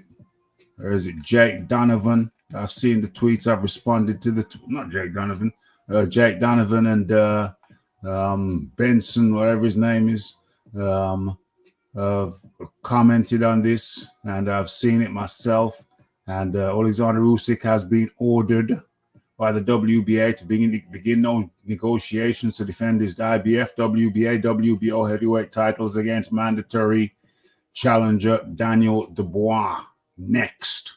So there's talk that the WBA had raised Deontay Wilder up to number one position, but that does not usurp Daniel Dubois' mandatory, and they need to start talks ASAP. I think that's actually a bit of a clever tactic that they've done, because there's question marks as to whether Dubois is fit. Dubois apparently is fit. Dubois was talking about, I saw an interview before this was announced, and Dubois was fit and ready according to him, in full training. He has been saying it, but Usyk's people have asked for proof from his doctors. Daniel Dubois side have provided proof. They've provided that. They have provided medical proof, and the WBA have accepted the medical proof from Daniel Dubois. Because I know that Usyk's people are very conscious they don't want to be out of the ring for a long time. Yeah, absolutely. So there was a bit of a controversy when the WBA asked for his doctor's statement on his health, the injury, and the repair, and there was some speculation that what was going to happen was that the WBA going to say, no, we don't accept that. We want you to be seen by our doctors and whatever and whatever and whatever. And then they'd say, no, we're not satisfied. You sit out for another 6 months. We're going to go with Deontay Wilder. But no, the WBA have accepted Daniel Dubois' medical statements from his doctor. So they are in negotiations. It looks like it's going to be Alexander Usyk versus Daniel Dubois. There was talk of Deontay Wilder stepping over him somehow, but that seems to have been refuted. So what's this? If you're the management, I was actually looking at it more as a backup, that they've got somebody in place if the Daniel Dubois fight had fallen through. Yeah, you could look at it that way, but also you could look at it the way that if this fight went to Saudi, if it was Usyk versus Wilder, that might be something the Saudis might have been interested in. So, and in general, it might be a bigger fight if it's Usyk versus Wilder. Yeah, I think it would be a bigger fight because there could be pay-per-view over in the States. Would it be pay-per-view here? Probably, possibly. So Usyk versus Wilder would have been a bigger fight, and but it looks like I can actually see a route for Usyk Dubois in Saudi, to be honest. Possibly. If it goes to the first bid, and then he wins the first bid, I can see that going to Saudi. Yeah, possibly, but it still would be a bigger fight if it were Wilder, one would imagine, versus. I think it'd have more buzz around it. Yeah, I don't think anybody thinks there's a chance that Dubois can win. No. Whereas some people think there's a chance that Wilder could win. I don't see it myself, but some people do. So I think that would be the bigger fight. But no, the mandatory is Dubois, the WBA Championship Committee. Oh, this is from the WBA themselves. I actually responded to this tweet. What was that? Did I just open something up? Let me close that down. The WBA Championship Committee ordered the bout between heavyweight super champion Alexander Usyk and Daniel Dubois. Oh, damn it. Well, I've done it again. And Daniel Dubois. The organization sent the communication to parties today with a 30-day negotiation period starting on April the 4th and ending on May the 2nd. So negotiations have opened up. Frank Warren, Daniel Dubois' promoter, has a good working relationship with Alexander Krasuk. Krasuk said the problem wasn't Frank Warren, the problem was the big belly. So let me drop out to that. And John Daly, you want to talk about that fight? Which one? Dubois, Usyk versus Dubois. That's Usyk's next fight. So I don't really think there's a lot to say. I mean, Usyk will school him in 12 rounds. Yeah. One of the problems for me with Usyk as being heavyweight champion is most of his fights are going to be pretty predictable. And I don't find him a very entertaining spectacle. He's very skilled. He's extremely good. But the outcome's pretty much always going to be a points victory because that's what he's good at. Yes. And I find that a bit disappointing for a heavyweight champion because people look for the excitement of a knockout. And I mean, going back to what we were talking about before, I was disappointed with Anthony Joshua's performance. Yeah. I still agree with the points that you made. But I don't think it's incurable. But with Alexander Usyk, it's his intention is always to get a 12 round points win. And Dubois is 6'4". Yeah. So he's like an inch taller than Usyk. They've got the same reach. I think he's supposed to be 6'4", 6'4". No, he is 6'4". He's a 6'4", 78-inch reach. Usyk's 6'3", 78-inch reach. So Daniel hasn't got the footwork or the length to do anything. Right. And how many southpaws has Daniel fought? Good question. And his punching is extremely overrated because Frank put him in with absolute tin cans. Yeah.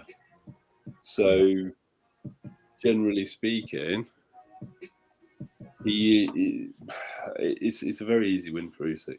Yeah. The Iron Kong. Uh-oh. Iron Kong's not with us at the moment. No, we here. I was just I was actually talking to a prospective tenant. But anyway. Oh. We were talking about Dubois and Usyk. Yeah. At least Dubois gonna take his shot. Unlike people like Joshua Boatsi. It shows me that Frank gets his young people shots and they take them. You know, so shout out to Dubois, and no matter how unprepared they are, they take their shots. And that's what you're supposed to do. Because you never know when it's your night. You never know if that right hand you let off might catch this person sleeping. Yeah. So you never know if it's your night. So I hope he takes the fight. I'm glad he's taking the fight. I see the WBA try a fast one there, pushing up Wilder to number one, even though Wilder hasn't fought since Hellenius. Somehow, Deontay Wilder gets to number one, but that's how it goes with boxing rankings. You see what I mean? You see, when the WBC had ranked Tyson Fury number 4 after fighting Cephas Zafiri and Pianeta, and he wasn't even involved in the clean boxing program that they said you have to be involved in to be ranked. But anyway, whatever. That's how these boxing, what they call them, sanctioning bodies go. You know what I mean? For real. I am not here again to join in with this cacophony of noise that I hear coming out of this British public. All that Joshua didn't knock him out. Oh, you know, he need to retire. Bro, if Joshua retires, all the money from British boxing goes with Anthony Joshua. For real. Let me be clear with that. If he leaves, a lot of you channels that started up because boxing got popular again to that level in Britain, a lot of your views gonna go down because you're not gonna have Anthony Joshua's name to bring up your views, because it's when when you have Joshua there, especially when it's negative, your views go through the roof.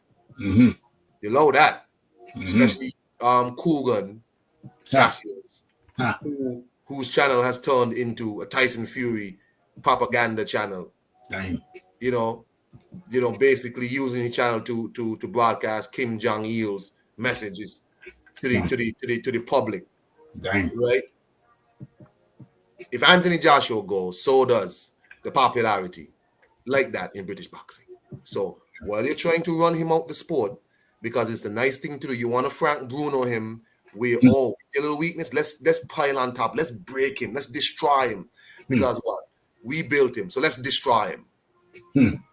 That type of behavior is what drove people like Lennox Lewis away from Britain. For real. You understand me? And this is why I said Joshua need to leave that place, because them people over there, they're looking to destroy him. I have other reasons, but I ain't gonna bring that on Rafi show, because I don't want Rafi to lose viewers again. So, but that's how it goes. Anyway, I'm not gonna be much longer. Rafi, John Daly, y'all have a great evening over there in jolly old England, the canals of Birmingham, and y'all be easy, man. Hey, that was the Iron Kong 26. Much appreciated. Iron Kong 26 has got his own channel. Sure, check him out. And Red Glove Milton comes in with a donation, which is very kind of him. Like, share, and donate if you can. If you have the wherewithal. If you have the spondulics. If you got some change. Don't be afraid to buy the Rafi a coffee. Never be afraid to buy the Rafi a coffee. Don't get trying to destroy a boxer's popularity. Well, which one's this? Carl Froch, critical of Joshua's performance.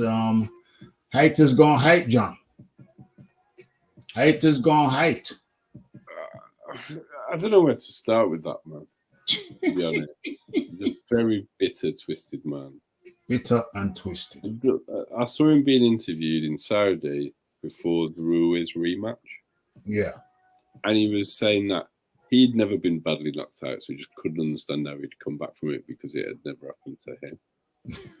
And all I could think in my head was, yeah, but you fought 168 pounds, Carl. Yeah.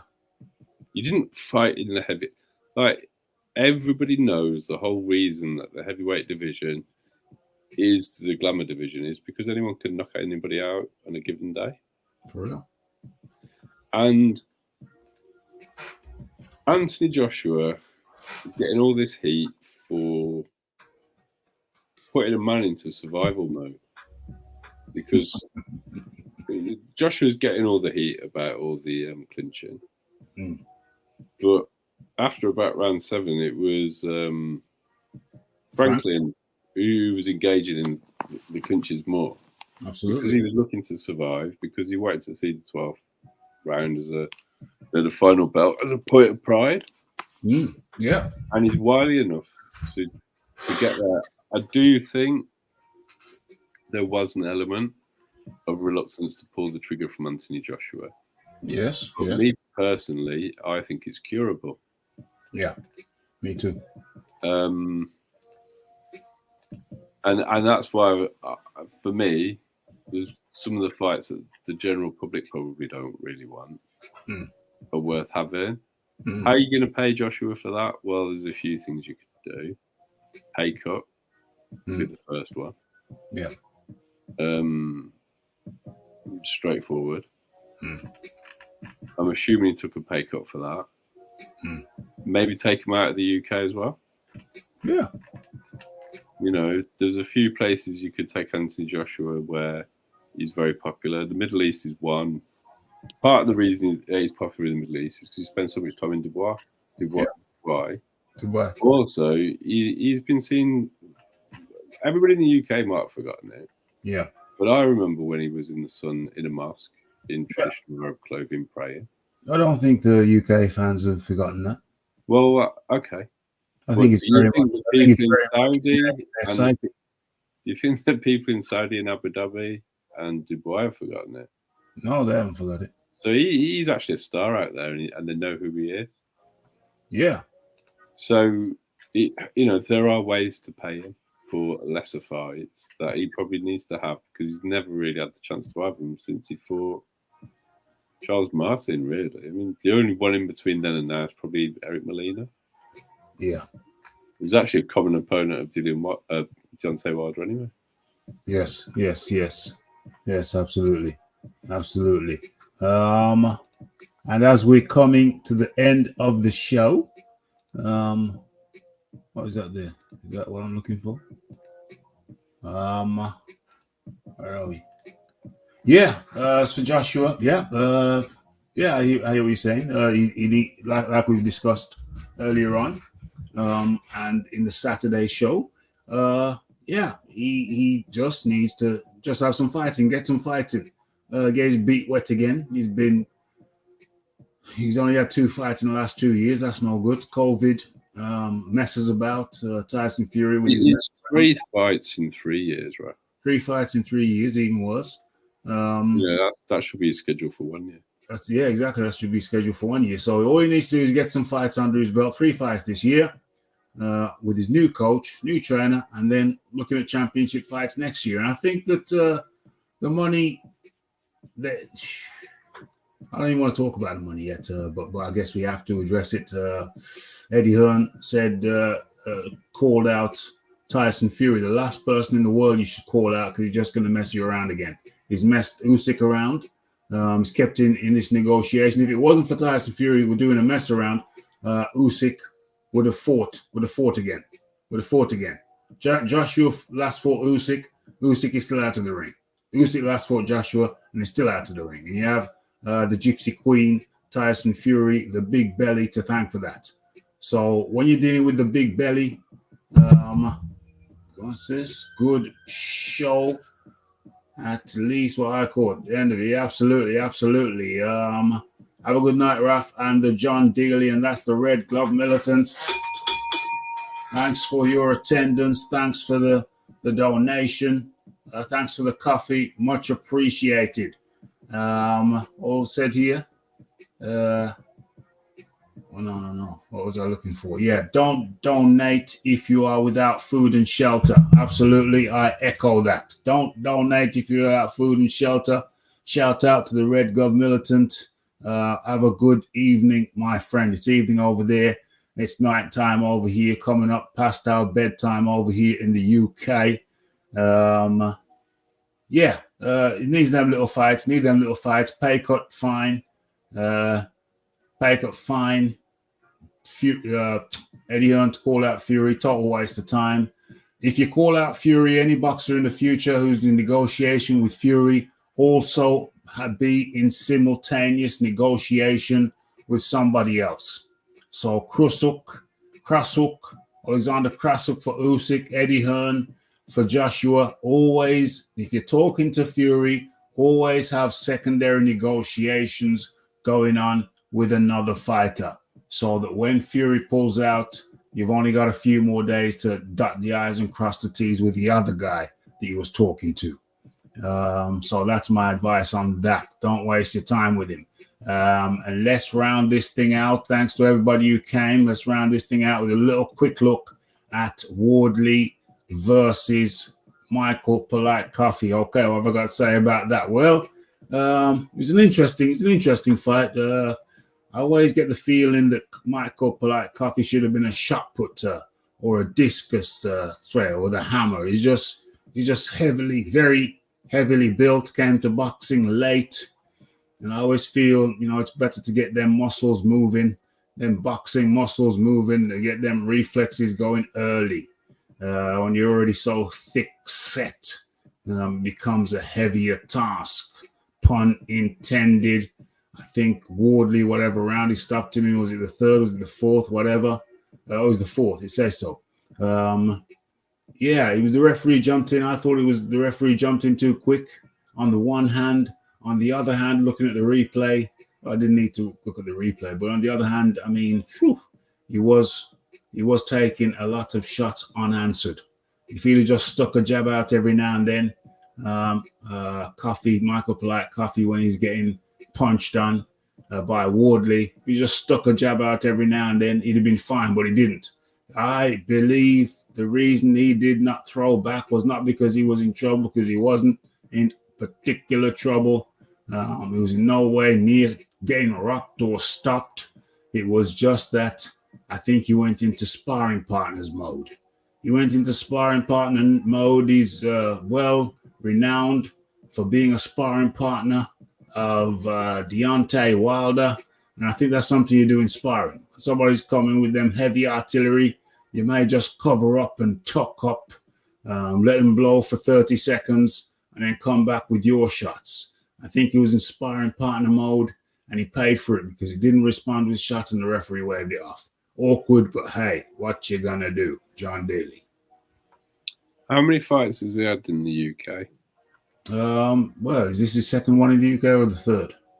Because if he's used to fighting in America, he'd probably get away with that as well. Yeah. But yeah, I think it's a bit of both. I think it's a bit of just sparring partner mode because he wasn't hurt. No, he wasn't remotely hurt. No, and it's probably a bit of in America. They'd probably look at whether you were hurt more than how many unanswered shots were thrown.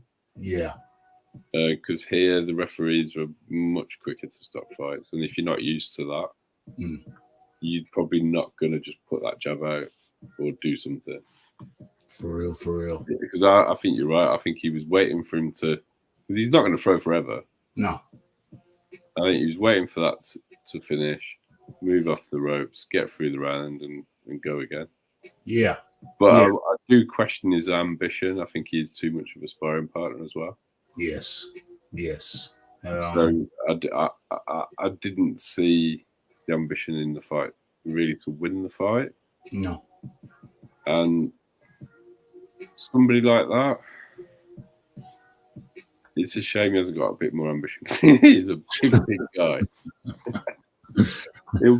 He's too polite. I mean, he lives up to Mike Polite Coffee, way too polite. Ladies and gentlemen, it's late over here in the UK. We've given you 2 hours of entertainment, 2 hours of edutainment. We got through it. And just like to thank everybody. First of all, if you have not subscribed, you enjoy the fare, please hit that subscribe button, hit the like button, hit the share button.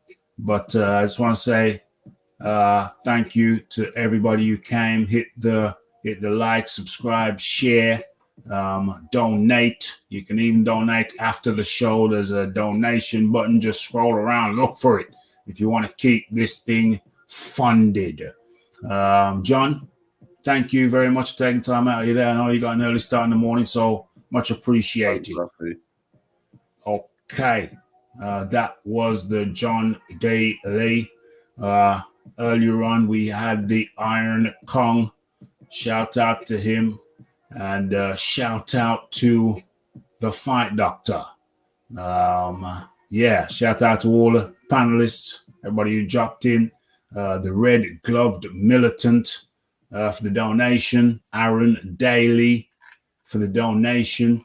Everybody who came in and left. Hold on a second. Oh, we got Aaron Daly's contribution there. My favorite panel of 4. Give a super chat. Salute to the chat, keeping me entertained while I'm driving right now.